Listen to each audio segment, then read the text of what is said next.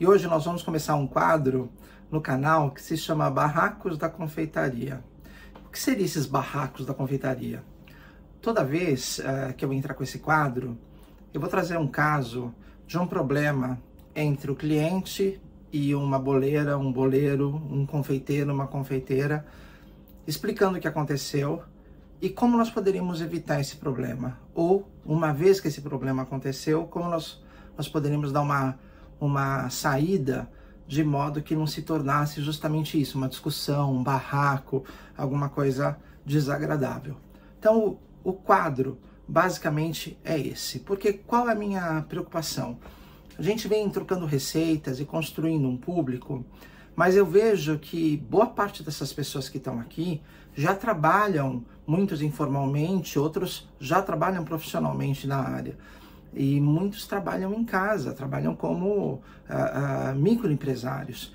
Então, uma preocupação que eu tenho é dividir o modelo que me fez também de um boleiro artesanal que trabalhava nas horas vagas a um dono de uma confeitaria. Então, é muito importante para o canal, como a missão do canal é dividir conhecimento, não dividir só receita, dividir também uma fórmula que vai te levar, né, daquele boleiro, daquela boleira que trabalha nas horas vagas para complementar uma renda, a um empresário, uma empresária, dona de um negócio bem-sucedido, que dê lucro, que te faça feliz, que gere empregos. Afinal, é o que todo mundo quer progredir, né? Muitos nem com sonhos de ficarem enormes e ricos, mas sempre conquistar uma vida digna, né? Conquistar um patamar onde as contas possam ser pagas sem tanto sacrifício.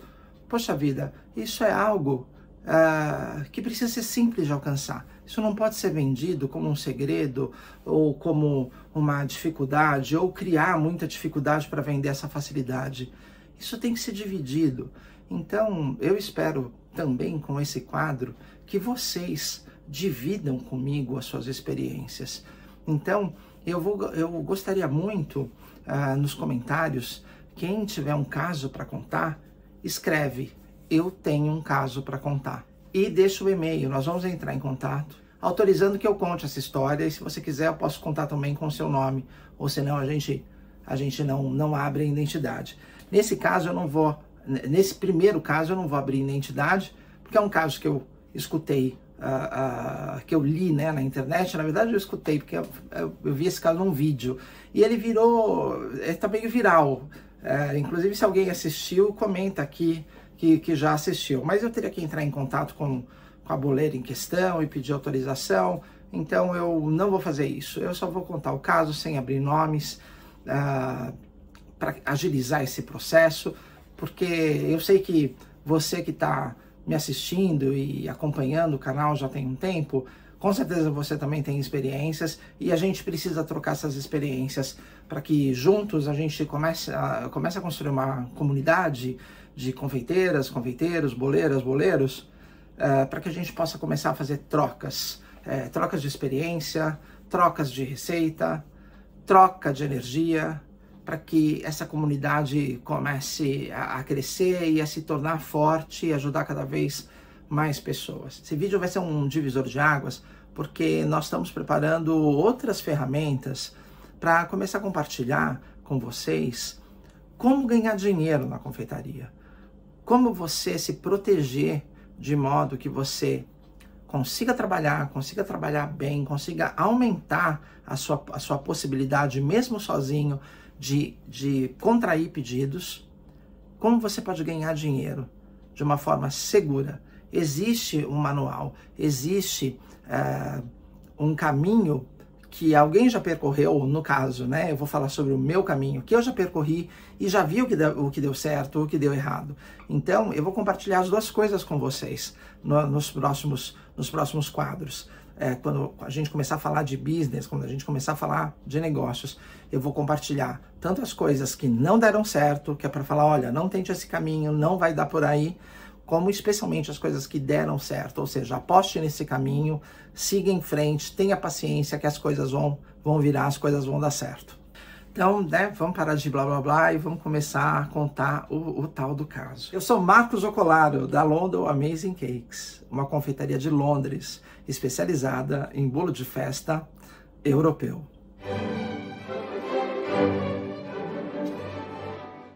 Eu tenho alguns, mas assim, tinha que escolher um, né?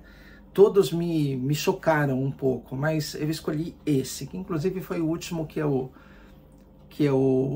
pude ouvir na internet recentemente. O que aconteceu foi o seguinte, no Brasil, uma boleira no Brasil, se não me engano ela é de São Paulo, foi encomendado para ela, a cliente pediu um bolo, um tipo de forma diferente de você apresentar o bolo, que você coloca ele de pé. Então, como você faz? É um bolo redondo, que você vai construir ele normalmente. Depois que ele estiver construído, curado, você vai cortar mais ou menos 1/6 do bolo para criar uma base lisa, né? Não curva. Vai passar novamente o buttercream, vai dar cura. Aí, a hora que ele estiver completamente curado, você põe ele de pé. E aí, na bandeja, e aí dessa forma, você cria um certo fundo para criar um mini cenáriozinho, entendeu? E até onde eu sei, parece que tá meio que moda esse bolo por aí no Brasil. Inclusive, quem quiser aprender a fazer, quiser um vídeo, que eu faça um vídeo sobre como fazer esse tipo de bolo, coloca, adoraria. Adoraria ter um vídeo para aprender a fazer esse tipo de bolo. Não sei se é exatamente do interesse de vocês esse formato, mas me parece que tá moda no Brasil. Muito bom, a cliente pediu esse formato e o tema, o que a moça fez foi uma coisa assim, simples, mas bem feita, sabe? Ela fez um bolo azul claro e depois com bico de confeiteiro ela fez o tronco de uma árvore e colocou florzinhas com bico pitanga, ela colocou florzinhas de buttercream e como se fosse como se fosse um balanço, tá? Colocou uma plaquinha com o nome do aniversariante. O bolo ficou realmente muito delicado, muito simples, ficou singelo, uma coisa bem feita, justa.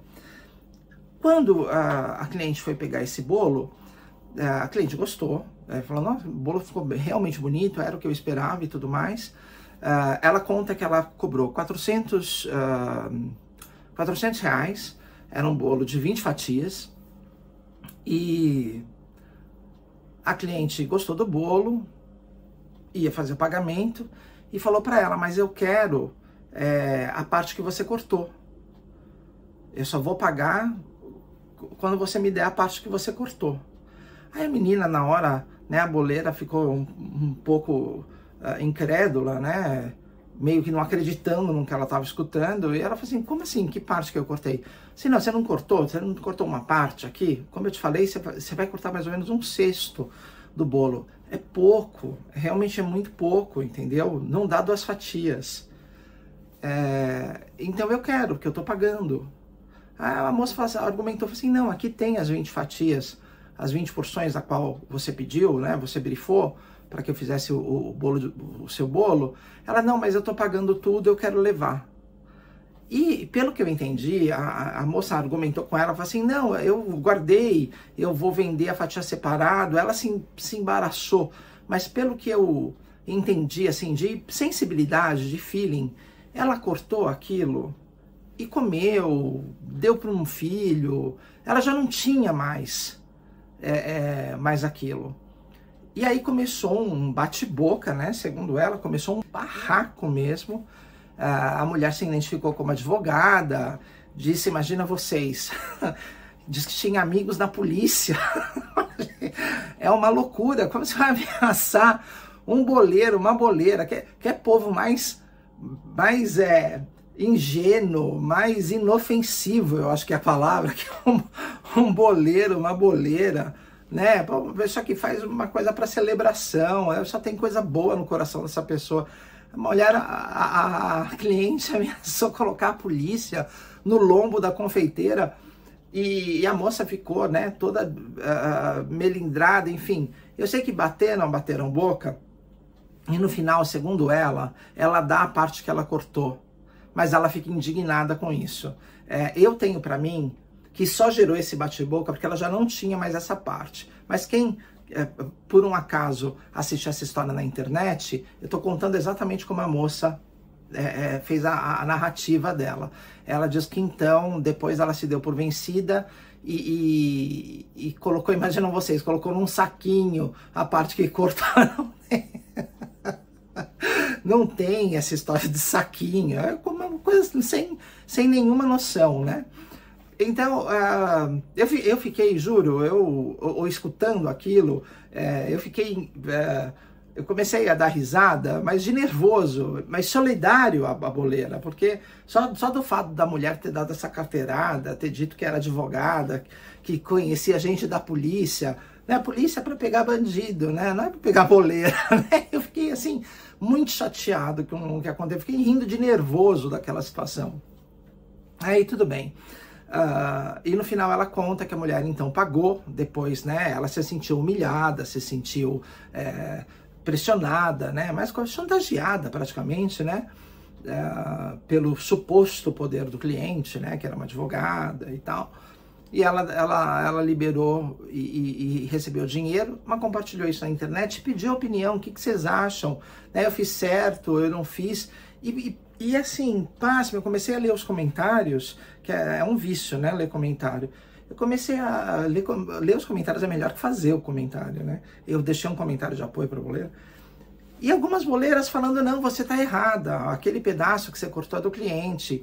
Não. Então, vamos começar aqui a entender esse caso e o que nós deveríamos, primeiramente, para evitar isso. Então, quando você vender um bolo que por alguma razão é um bolo esculpido, né? Porque isso é um bolo esculpido, não é porque você cortou um pedaço e não fez exatamente um desenho, uma modelagem, você não está esculpindo o bolo. Sim, você cortou um pedaço, fechou o bolo novamente, manipulou o bolo num sentido que não é natural. Não é natural você rechear um bolo na horizontal e depois inverter. Dependendo do recheio, não é que você pode, você vai ter problema. Você vai ter problema. Então tem que saber muito como vai rechear um bolo desse. Não dá para você colocar recheios moles, geleia, não dá. Porque uma coisa é você conceber o bolo para a gravidade atingir tudo que está lá dentro da forma horizontal, né? Layer por layer. Outra coisa é você pegar isso e inverter. A gravidade vai agir de uma maneira completamente diferente, você não tem estrutura, né? Então tem que saber muito bem como você vai rechear um bolo desse para você não ter problema. Mas vamos imaginar que ela tenha feito a coisa certa, não ia dar problema, o bolo ali, ela mostrou foto, estava em ordem, pelo menos enquanto ele estava gelado, estava funcionando. Então vamos imaginar que essa parte técnica, ou seja, você já sabe fazer esse tipo de bolo, entendeu? Você não vai ter reclamação que o bolo vazou, que o bolo adernou, que o bolo embarrigou, né? Que é isso tudo que pode acontecer. Mas vamos imaginar que tecnicamente você já entendeu como fazer esse bolo, porque eu fiz um vídeo aqui no canal, você aprendeu, ou você aprendeu em qualquer outro lugar, e não vai ter esse problema.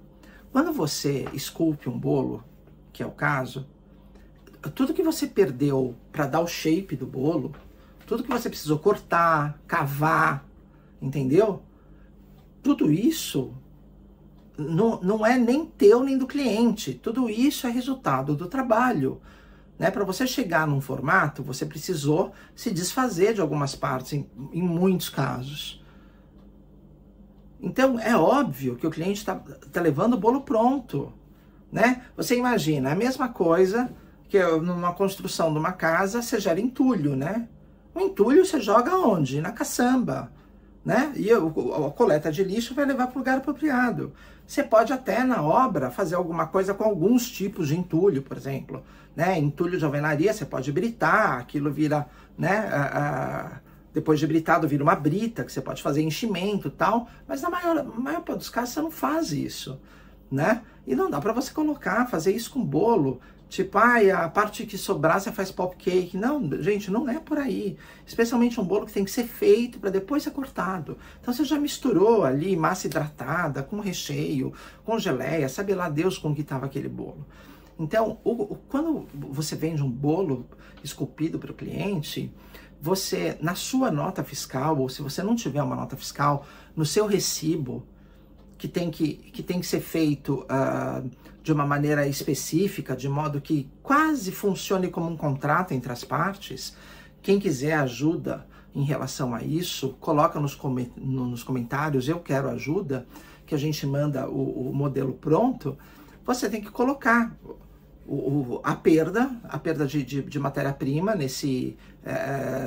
de material, e o resultado final é o bolo. Você está pagando tudo, mas o resultado final é o que você vai levar. Porque às vezes parece, mas às vezes alguns clientes, muitas vezes não por mal, outras vezes também por mal. Às vezes a pessoa não quis pedir um desconto na hora de fechar o negócio, e depois ela começa a maquinar formas de depreciar o trabalho para conseguir pagar menos, entendeu? Ou às vezes nem pagar. Que eu tenho um outro caso, que era que a mulher, que era que o cliente queria, não pagar. Mas esse fica para o próximo quadro. Então, você tem que deixar claro, muito claro, para não ter dor de cabeça. Especialmente, assim, bolos que são encomendados, né?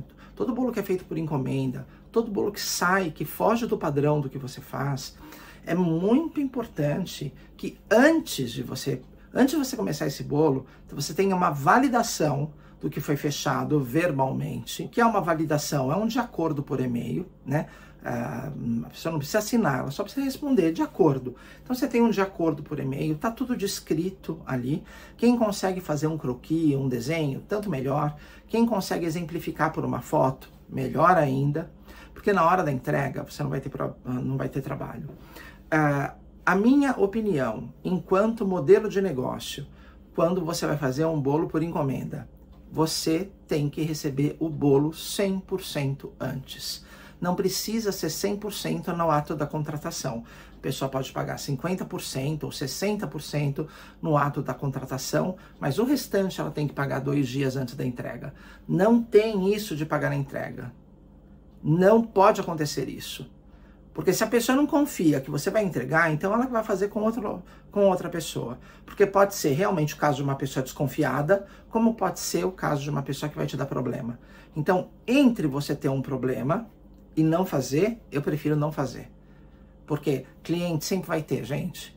Quanto mais positivo vocês forem, quanto mais confiantes vocês forem, e não querer dar o passo maior que a perna, ou seja, não aceitar fazer nada daquilo que você já não saiba fazer bem feito, cliente sempre vai ter.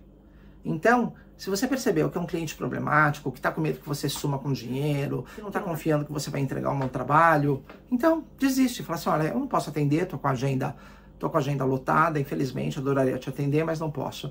Porque às vezes você se livra de uma dor de cabeça, que mesmo que essa pessoa paga, se ela está chateada, ela vai falar mal de você. Ela pode amanhã ou depois ir no Google Review, se você tem um, e colocar um review negativo. As pessoas hoje em dia leem muito review. Isso é muito importante, isso constrói ou destrói um lugar. A internet cada vez ela faz mais parte, numa proporção cada vez maior da vida das pessoas. Então, há de se ter muito cuidado quando você encomenda, quando você recebe uma encomenda, que tipo de cliente você está atendendo. E uma coisa que, por experiência própria, eu compartilho com vocês aqui. Quando o cliente faz todo o pagamento antes, a possibilidade dele dar problema é nula praticamente. Ele só vai dar problema se você realmente entregar uma coisa menor, aquém daquilo, não que ele esperava, daquilo que você se comprometeu com esse recibo que tem uma descrição. Isso é muito importante. Quando você tem um recibo que tem uma descrição, se possível um desenho, se possível uma foto ilustrando, olha, vamos fazer mais ou menos isso, né? Muitas vezes o cliente tem a foto, se aceita copiar.